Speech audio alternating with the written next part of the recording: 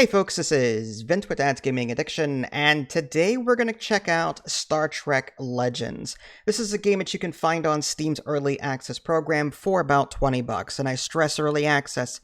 Everything that you're about to see is subject to change, and oh boy, it's buggy. So, Star Trek Legends. This was actually on Apple Arcade for a number of years, although I was never subscribed to Apple Arcade. Apple Arcade is a subscription service that gives you access to like a number of games on your mobile device. But again, I was never subscribed to that. I've never played Star Trek Legends. Well, fast forward to today, the developers have sort of released a separate Star Trek Legends game.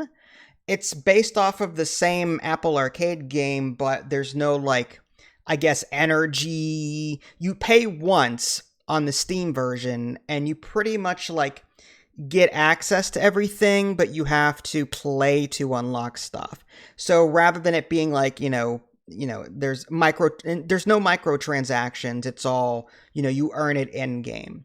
And that was like, okay, I'm on board with that. I'm really interested. So I requested my press key and I finally got one today, like 3 weeks later.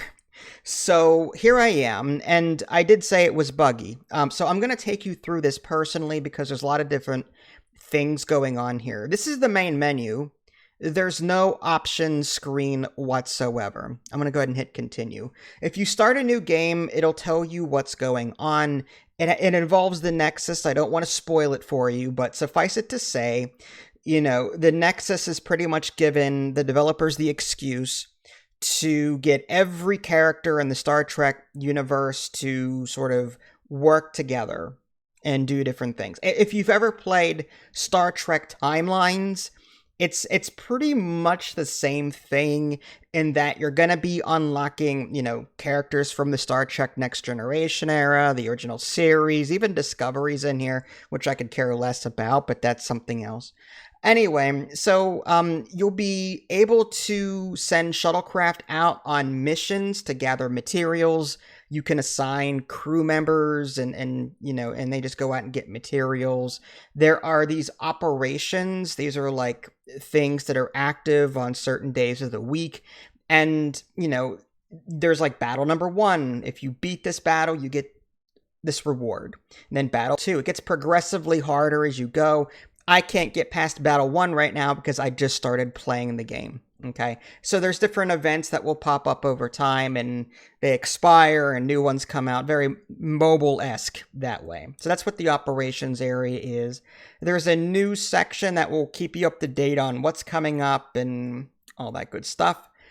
In the upper left-hand corner, I did not pick that name, nor can I change it. Player 10599422249. Remember that episode of TNG where Data was inputting that password because he was kind of like hijacked by Dr. Noonien Soong. Anyway, it's called the episode was called Brothers. Just saying, I'm a Star Trek fan. Okay, I know what I'm talking about. So anyway, I cannot change this name. It's so weird. Somewhere else I have a handle, Dad's Gaming Addict.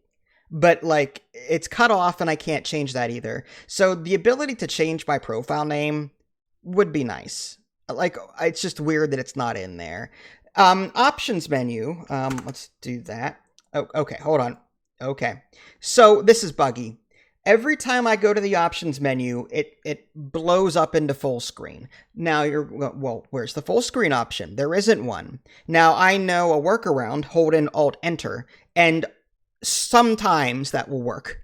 Sometimes, depending on the game and the engine, Alt-Enter will force a windowed mode. And I can get it to go windowed, but every time I go to the options menu, everything resets on me. This is not a stable options menu. There's no windowed full screen support. And depending on your chosen quality, you'll have different resolution options. If you put your quality on low, you'll only have resolutions 1280 by whatever. Whereas medium, I have access to 1920 by 1080. So it's weird, like you get 3 resolutions and they're limited based off of your quality setting. This is an awful options menu. It really is.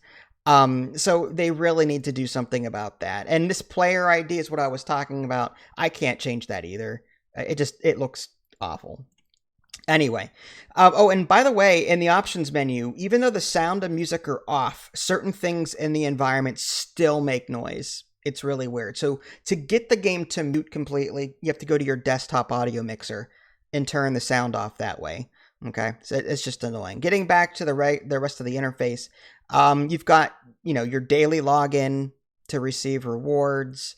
You've got your bridge. This is where you can assign crew members that you've unlocked up to this point to various bridge stations. Riker gives 3% health, extra 3% health.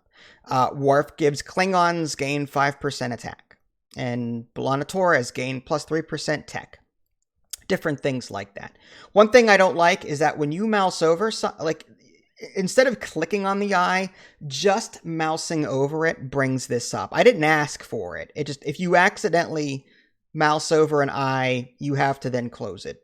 That's very annoying, in my opinion. It should be a click, not a mouse over. Goals, this is where you can go to claim rewards, but this is buggy. I'm noticing the longer I play, the more bugs I find. I can't click on this. I completed 3 operations, but I can't click on it. This interface sometimes frees up to the point where I cannot interact with anything. So I have to quit the game and reload it. I don't know if that's a server thing or a UI bug thing. I couldn't tell you, but I did mention at the beginning of this video, this game is buggy. There's a shop where you can spend, you're going to be earning this Latinum. I've got 3,000 of it right now. You can spend it to get new character, like you get character shards or whatever, and then you can level up your characters that way. You can earn this biomimetic gel, and you can use that to level up your characters as well. There's various particles and gear that you can equip to your characters. Again, if you've played Star Trek Timeline, you'll know that you can put gear on different crew members. It's kind of similar here, and you can even level up that gear to be more powerful. There is PvP. I have not tried that, but if you want to see what that's all about, there it is. I'm not interested in PvP whatsoever. You can make alliances in this game. They unlock at level 10. I have not gotten there. Different events. This is where we kind of hinted that earlier, where you can embark on different operations, and the further you get in those events, the more you can unlock. And eventually I'll get there, but yeah. Again, in the beginning of the game, you're going to be very weak until you level up some characters. There's a survival mode, which is locked until level 15, so I really can't tell you about that. Assuming you've got these little round circle ball things, you can summon crew members. You can summon like crew for 50, command crew for 75, science, engineer, security, or medics. And you can see like the chances of unlocking the different things. Okay, so yeah, there's drop rates for these, so loot boxes. Moving on to collections, there's a total of like, yeah, on the upper right it says 95. So there's 95 different characters. These are the ones from the original series, and I'll just pause if you want to see any of this in greater detail. There's the Next Generation. It's so weird. This guy, Okana, was in 1 episode of TNG. I would have picked some other character that was a bit more iconic. I mean, I don't understand why him.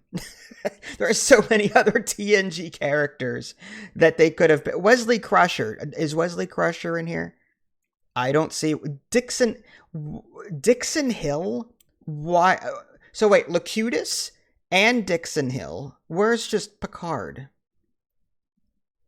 This is what I mean. I hated Star Trek Timelines for this, the other mobile game that you can play on Steam, by the way.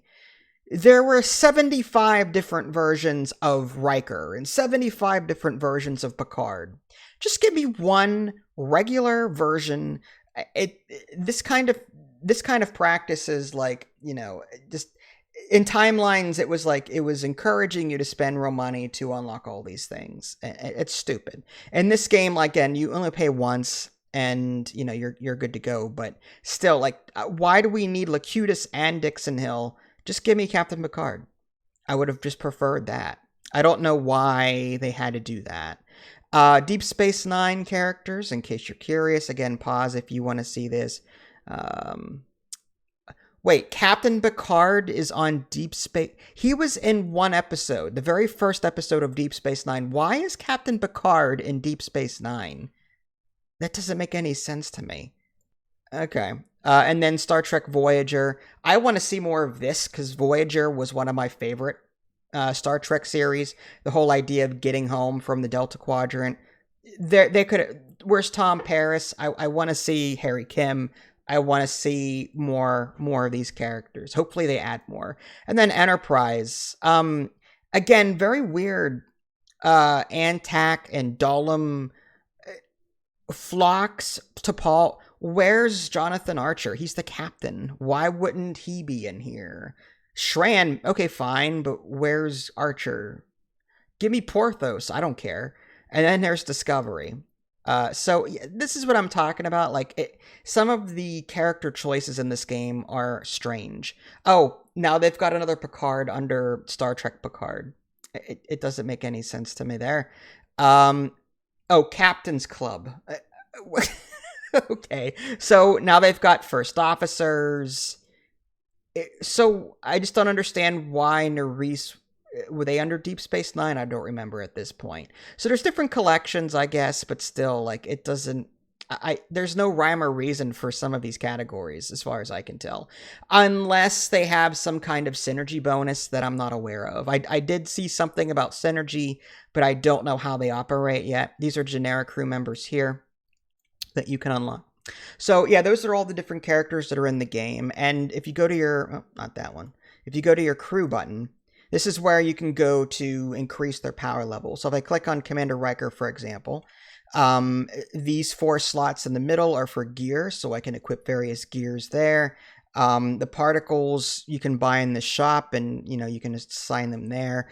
You can spend that biomimetic gel to give them XP, although they do earn XP in the missions that they embark on. And yes, you can replay missions and gain XP, so you can kind of grind out XP and player character levels just by playing the previous mission. So that's cool that you can do that. Each character seems to have unique things. One thing I don't like is that some of the keywords, like there's no mouse over keyword on some of these things. Like, create cover. So what's cover mean? Like, there's a glossary here. Is cover in here somewhere? Maybe. I would love a mouse over. Just give me a mouse over, and then a pop-up comes up and tells me what cover is. I don't see that here. That's something I would like. Okay? Any keyword like that, if I want to know what it means, give me a mouse over that tells me what it means. Okay?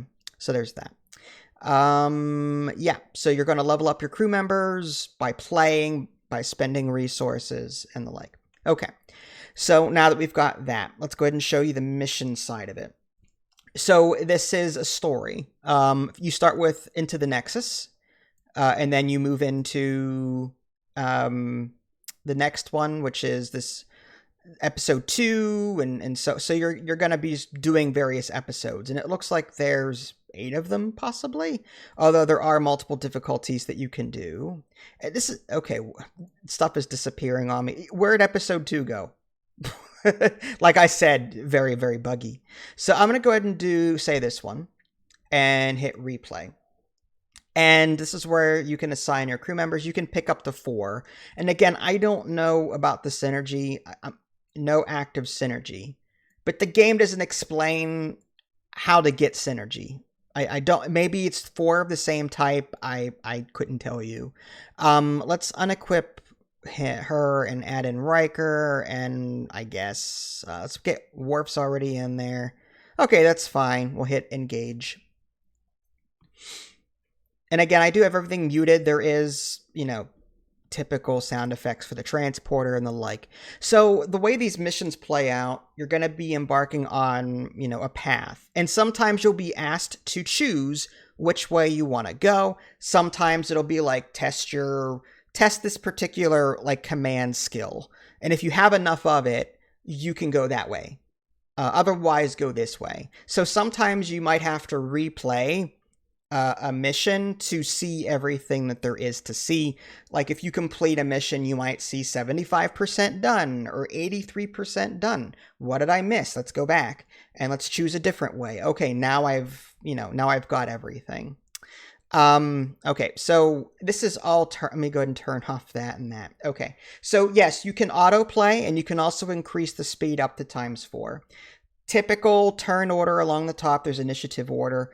I can choose one of these to play, and there's a cooldown here. I'm just going to go ahead and just activate that one, which should murder everyone. Well, almost. I took care of that. And then Wharf, I'm going to go ahead and just put speed on 2. If I click on that, taunt for 3 turns, morale. Okay, so there's 2 ways to defeat an enemy. There's doing damage and then there's morale. If you do enough morale damage to somebody, they just flee. So there's 2 ways to do it. You can also give friendly crew members morale bonuses. And I don't know fully what that does yet. I have seen like combos happen because of a positive morale, meaning if Worf attacks someone, maybe the Borg will follow up automatically because of a morale bonus. But I don't know why it happens. I'm still learning the game. Just keep that in mind. I'm only about 2 or 3 hours in at this point.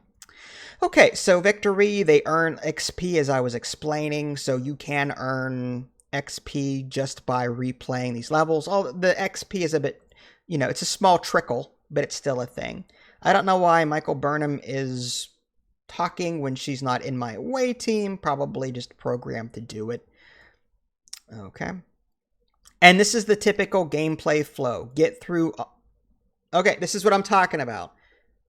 That robot in the background ignores the options menu. It'll just continue making those noises. Very annoying.